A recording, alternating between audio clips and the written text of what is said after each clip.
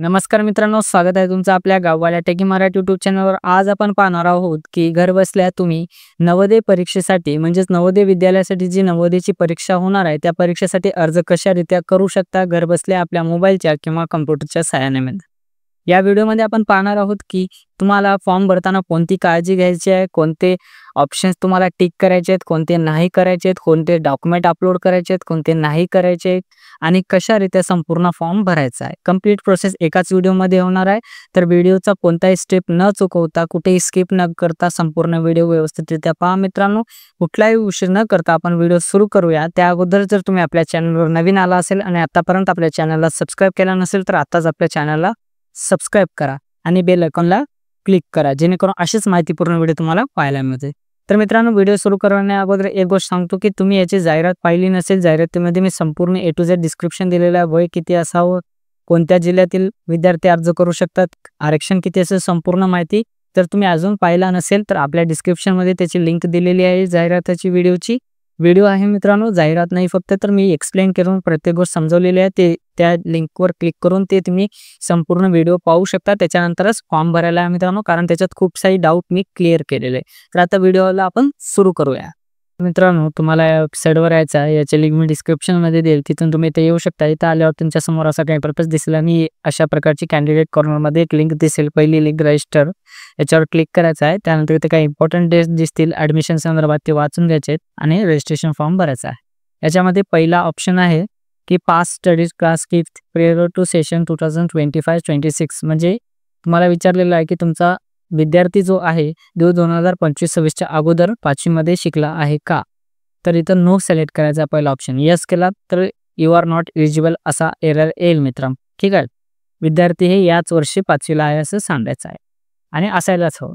त्यानंतर the candidate has appeared in the JNBST earlier, या अगोदर नवोदय प्रवेश परीक्षा दिलेली आहे का विद्यार्थी, तर तिथं सुद्धा तुम्हाला नो करायचा आहे। तिसऱ्या ऑप्शनमध्ये आहे जाहिरात वाचली आहे का ॲडमिशन संदर्भात, तर यस करायचं आहे।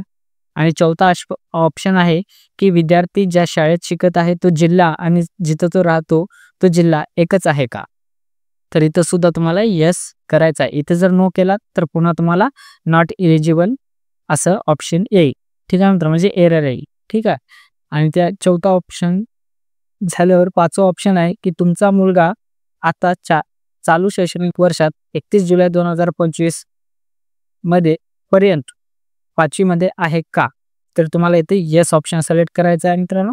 4थी पासून 5वीत आलेला आहे का आणि त्याचं ॲडमिशन 31 जुलै 2025च्या अगोदर 5वी मध्ये झालेलं आहे का, ते तर येस करायचं आहे मित्रांनो। नो केला तर पुन्हा तोच एरर। त्यानंतर मुलाचं आधार कार्ड मागितलेलं आहे, येस करून मुलाचा आधार कार्ड नंबर टाकून सबमिट करायचा आहे, ठीक आहे मित्र। इथे जिथे जिथे येस केलेला आहे व्यवस्थितरित्या पाहून घ्या आणि जिथं नो केलेला आहे तिथं नोच करायचा मित्रांनो, नाहीतर तुमचा फॉर्म नॉट एलिजिबल होईल। आणि जर तुम्ही आधार कार्ड नसेल मुलाचा आणि नो ऑप्शन सिलेक्ट केला तर मग तुम्हाला म्हणजेच विद्यार्थ्याच्या पॅरेंट्सला, पाल्यांना त्यांचा रहिवासी पुरावा द्यावा लागेल की ते त्याच जिल्ह्यात राहत आहेत जिथं त्यांचा मुलगा शिकत आहे, अशा रीते पुरावा म्हणून तुम्हाला एक डॉक्युमेंट रहिवासी पुरावा, रहिवासी प्रमाणपत्र इथं सादर करावा लागेल जर विद्यार्थ्याजवळ आधार कार्ड नसेल तर।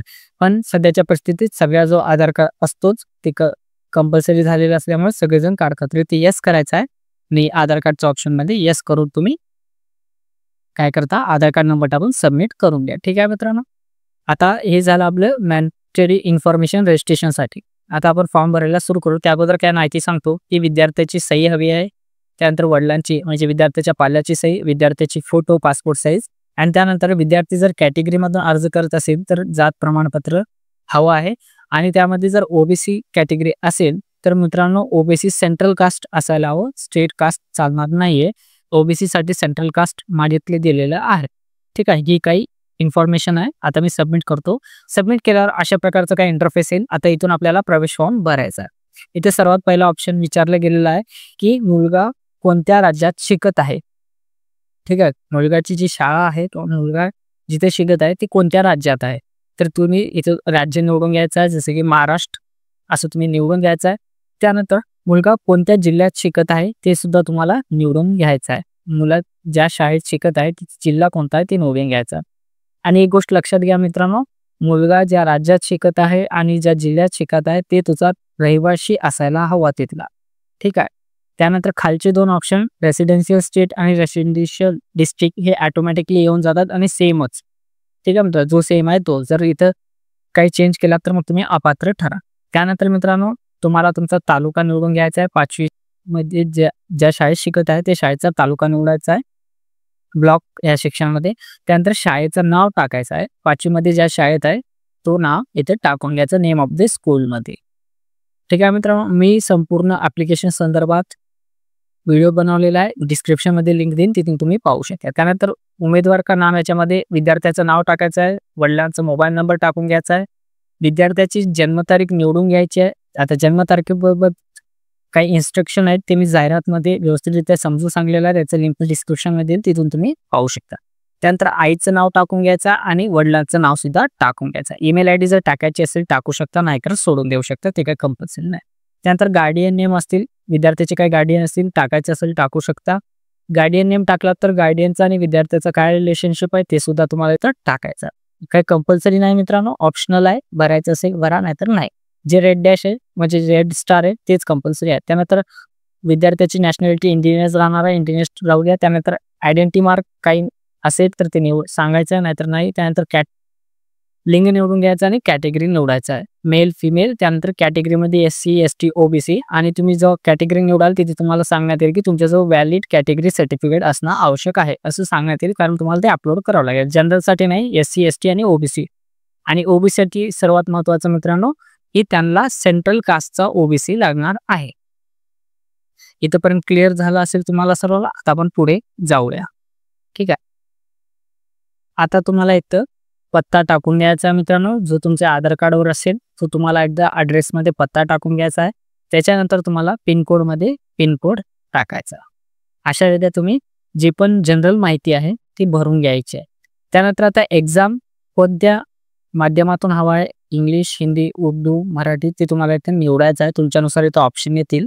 आता मी इथे हिंदी निवडलेलं आहे. त्यानंतर STD कोड टाकायचं टाका, पिनकोड टाकू वाटलं टाका. त्यानंतर दिव्यांग असेल तर दिव्यांग कोणत्या प्रकारचा आहे ते निवडायचं आहे आणि कोणत्या प्रकारचा आहे ते सुद्धा तुम्हाला ते निवडायचं आहे. त्यानंतर तुम्हाला तुमचा धर्म निवडायचा आहे. त्यानंतर आधार कार्ड टाकायचं आहे, डबल टाकायची इच्छा असेल टाका, नाहीतर सोडून टाका. पेन नंबर असेल, परमनंट एज्युकेशन नंबर टाका. अपार ID असेल टाका. पण तिसरा जो ऑप्शन आहे ॲन्युअल इन्कम ऑफ पॅरेंट्स, वडिलांचं म्हणजे त्याच्या मातापित्यांचं म्हणा किंवा पाल्यांचं म्हणा, जे वार्षिक उत्पन्न आहे ते इथे तुम्हाला टाकायचं आहे. ते कसं तर तुमच्या उत्पन्नाच्या डॉक्युमेंटवर ते असतो मित्रांनो. तर उत्पन्नाचं डॉक्युमेंटसुद्धा तुम्हाला अपलोड करायला लागणार नाही, पण DB साठी लागणार आहे, डॉक्युमेंट व्हेरिफिकेशनसाठी तो लागणार आहे. त्यासाठी उत्पन्न जे टाकणार आहात ते त्यानुसारच टाका. जेवढं पण असेल 1 लाख, 1.5 लाख, 60,000, 80,000 जे पण असेल 2 लाख ते तुम्ही तर टाकून घ्यायचं तुमच्या उत्पन्नानुसार. हे झाले आता आपली जनरल माहिती. आता आपल्याला मुलाच्या शिक्षणाबाबतची माहिती द्यायची आहे मित्रांनो. तर इथे आपल्याला खाली मुलाच्या शिक्षणाच्या बाबतीतची माहिती आहे ती 3 पार्टमध्ये येते, क्लास 3, क्लास 4 आणि क्लास 5. ठीक आहे मित्रांनो, तिन्हीमध्ये सेमच राहणार आहे. तर त्याच्यामध्ये पहिले जे 3 ऑप्शन आहेत स्टेट, डिस्ट्रिक्ट आणि ब्लॉक हे ॲक्युरेटली भरलेले येणार आहेत आणि ते तसंच राहू द्या. त्यानंतर नेम ऑफ द विलेज, ज्या शाळेत कोणत्या शाळेत शिकत आहे त्या विलेजचं नाव टाका. त्यानंतर नेम ऑफ द स्कूल ते टाका. त्यानंतर मान्यताप्राप्त जे रिकॉग्नाइज आहे ते तसंच राहू द्या. त्यानंतर स्कूल स्थिती, हे स्कूल स्थिती रूरल किंवा अर्बन म्हणजे शहरी भागात आहे का ग्रामीण भागात. रूरल म्हणजे ग्रामीण आणि अर्बन म्हणजे शहरी, हे तुम्हाला निवडायचं. बाकी कुठेही काही छेडछाड करायची नाही. त्यानंतर इथं एज्युकेशनचं जे इयर ऑफ जॉईनिंग आहे आणि उत्तीर्ण झालेलं जे वर्ष आहे ते निवडायचं आहे. समजा काही पुढे मागे असेल, कोणाचं ॲडमिशन लेट झालं असेल तर इथं तुम्ही चेंज करू शकता, पण शक्यतो कुठेही चेंज करू नका. बाकीची माहिती आहे जशास तशी राहू द्या. जेवढी मी सांगितलेली आहे तेवढी भरा, कारण तुमची एक चूक फॉर्म रिजेक्ट करू शकते. त्यानंतर इथं काही डिक्लेरेशन आहे ते वाचून घ्या. त्यानंतर सर्वात अगोदर तुम्हाला कॅन्डिडेटची फोटोज म्हणजेच विद्यार्थ्याची पासपोर्ट साईज फोटो अपलोड करायचे आहे, ज्याची साईज इथं मेन्शन केली आहे. त्याच प्रकारे इथं त्याची सिग्नेचर सहीसुद्धा अपलोड करायची आहे विद्यार्थ्याची. त्यानंतरच वडिलांची सही म्हणजे त्याच्या पॅरेंटची सही, मग वडील असतील, आई असतील, जे पण असतील त्यांची इथं सही अपलोड करून घ्यायची आहे. त्यानंतर इथं त्यांना कास्ट सर्टिफिकेट, जर तुम्ही कास्टमधून अप्लाय करत असाल तर मग तुम्हाला कास्ट सर्टिफिकेट अपलोड करावं लागेल. ठीक आहे मित्रांनो, आणि पुन्हा एकदा सांगतो OBC साठी सेंट्रल कास्ट मॅन्डेटरी आहे. हे संपूर्ण भरल्यावर सेव्ह अँड प्रिव्ह्यू या बटनावर क्लिक करायचं आहे आणि तुम्ही भरलेला संपूर्ण फॉर्म रिव्ह्यू करून घ्यायचा व्यवस्थित. एकदा व्यवस्थितरित्या रिव्ह्यू केल्यावरच मग तुम्हाला पुढे जायचं आहे. प्रिव्ह्यू करताना तुमच्यासमोर असा फॉर्म येईल. इथे तुम्हाला संपूर्ण माहिती दिसली जाईल. रजिस्ट्रेशन प्रिव्ह्यू यामध्ये तुम्ही जेवढी पण माहिती भरलेली आहे व्यवस्थितरित्या वाचून घ्या, पाहून घ्या. कुठं काही चुकलेलं आहे का नाही, स्पेलिंग सहित पहा. नावामध्ये स्पेलिंग जे पण असेल ते व्यवस्थितरित्या पाहून घ्या. जर आणि काही करेक्शन असेल तर खाली एडिट नावाचा बटन असतो, त्या बटनावर तुम्ही क्लिक करूनच अपलोड चेंज करा आणि फायनल सबमिट करा. कारण एकदा फायनल सबमिट केल्यावर कसल्याही प्रकारचा चेंज होणार नाही. इथं बघा मेसेज सुद्धा आलेला आहे. मी फायनल सबमिट बटनावर क्लिक केलं. आता मी सबमिट करून टाकलेलं आहे. माझं सर्व व्यवस्थित आहे. माझ्या प्रकारे असं कॉंग्रॅच्युलेशन आलं आहे, रजिस्ट्रेशन नंबर आलेला आहे आणि नाव आलेलं आहे. इथं click here to print your registration form याच्यावर क्लिक करून मी फॉर्म प्रिंट करून घेऊ शकतो आणि सेव्ह करून ठेवू शकतो आणि ठेवायलाच हवं. तुम्ही जर रजिस्ट्रेशन केलं असेल तुमचा फॉर्म सेव्ह करून ठेवा. आता अशा प्रकारे तुम्ही घर बसल्या आपल्या मोबाईलच्या किंवा कॉम्प्युटरच्या सहाय्याने आपल्या पाल्यासाठी नवोदय विद्यालयाची जी परीक्षा होणार आहे त्याच्यासाठी तुम्ही अर्ज करू शकता. तर हा व्हिडिओ कसा वाटला नक्की सांगा. व्हिडिओ आवडला असेल तर लाईक करा आणि तुम्ही कोणत्या जिल्ह्यातून हा फॉर्म भरणार आहात ते कॉमेंटमध्ये सांगा. आणि इतर लोकांना सुद्धा आपल्या व्हॉट्सअप ग्रुपवर किंवा आपल्या इतर मित्रांपर्यंत हा शेअर करा, जेणेकरून इतर जणांना सुद्धा याचा फायदा होईल. ठीक आहे मित्रांनो, तर पुन्हा एकदा भेटूया असेच महत्त्वपूर्ण व्हिडिओ सोबत. तेव्हापर्यंत जय हिंद, जय महाराष्ट्र, राम राम मंडळी.